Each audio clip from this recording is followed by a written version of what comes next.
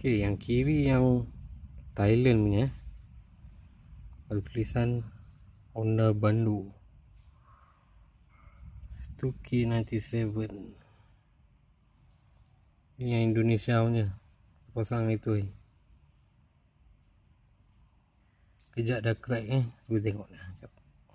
Tengok ni yang Indonesia punya, baru 8,000 dah crack dah. Tu inilah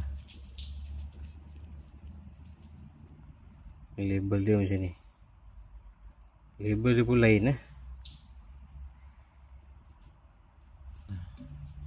Kita tengok yang Thailand ni. Ini memang asal Honda motor made in Thailand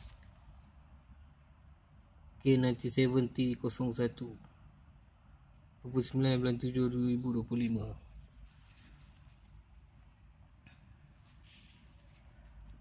Ni yang label dia.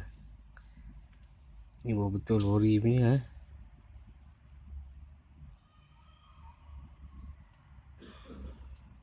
Honda Bandu K97 23100. Dia ada nombor siri ni.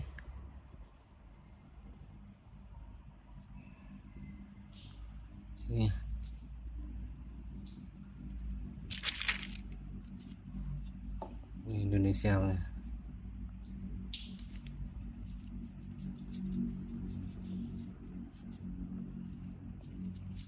Rp8,000 dah crack. Maknanya Indonesia punya tak boleh pakai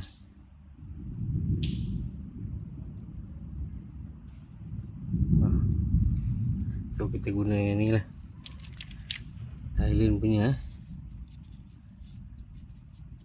3 hari daripada Thailand.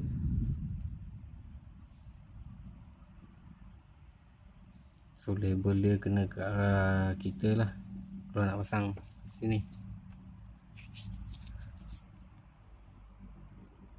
Macam ni. Label K97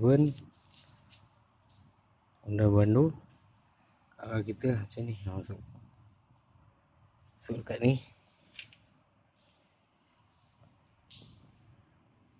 Okay, so kena beli Siam punya lah. Beli Indon punya kejap dah crack. Baik tak putus ke apa. Baru 8,000